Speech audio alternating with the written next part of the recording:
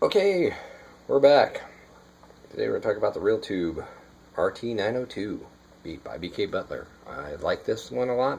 It's good for guitar, and it's got 7 dials. From right to left is low, mid, and high. You got master, which is your volume, bias for the tube, contour, and drive. Clean signal, your cowboy chords, power chords.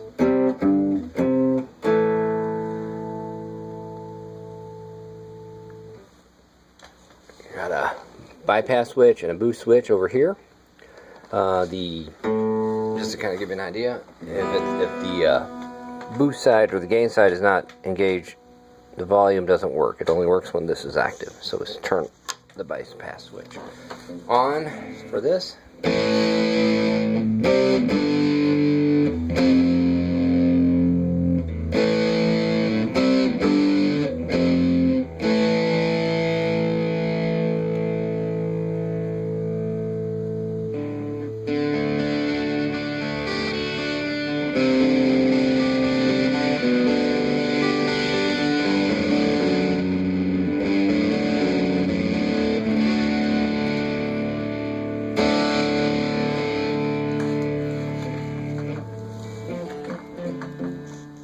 As you can see here, the volume works on that one. Turn up the drive.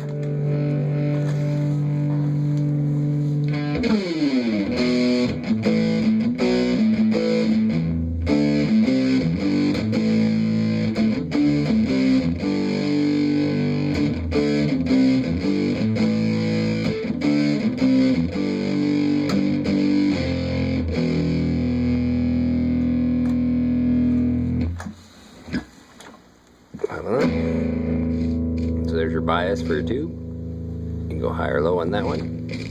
As you can see, I don't really mess with those too much. Kind of run it around noon on that one. The contour.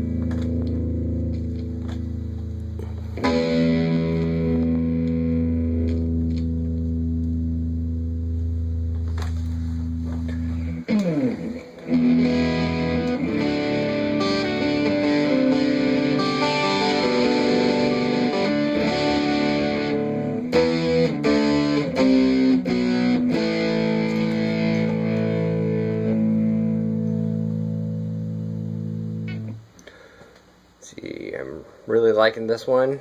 It's the first time I played with this one in quite a while. I prefer the blue tube sound with my amps. It's more subtle. Again, the blue tube is kind of geared for keyboard players and bass players, if I haven't said that before. Real tube was considered for the guitar players. They also had the tube driver series as well, which I have those, and we'll get to those eventually. But this was just something I wanted to show because I didn't see too many of them on there. There's some people who go into great detail where they take them apart and show you how they work, and there's or some experiment with different tubes. I know the tube drivers, the real tube and the blue tube all have single tubes in them, and the blue tube 2, the real tube 2, and the real tube reverb, I believe, all have 2 tubes in them. So you have more tube power. But yeah, we'll get to, like I said, we'll get to those other ones in time. But right now, it's just kind of, I wanted to show one of these at a time. This is more so for me than anything else. Again, I haven't seen too many of these online, or I'll see the pedals, and the pedals only have 5 dials, whereas the rack units have the bias and the contour added to them for those. So that gives you a little bit more flexibility than the pedal does. But again, it's one more thing to pack in your van when you're going out to a gig, right? I'm going to try and keep consistent. I played Glenn Burton hollow body, running it into this unit. It switches into a TC Electronics Flashback 4, which I keep off, and I just use it to split the stereo signal out to run into 2 twin cabinets that I have, 2 Fender twin cabinets I have. I got new tubes for it finally, so I'm just kind of breaking them in. So I would say if you run across one of these, you should try them out. They got a nostalgic sound to them. I mean, there's a lot of new stuff out there that's more affordable. You got all the mini pedals, you got all the big pedals, you got so many boutique people out there making this stuff anymore that, you know, it's anybody's game right now. But, you know, I don't know, if you could find these for under $150, I would say just snag it just for the sake of that. but if it may work with you. I don't run high gain amps, so I'll pull my gain from pedals or, like I said, these rack units. I prefer the cleaner amp sound and then just let other things drive it. But I hope this helped. Thanks for watching. Bye.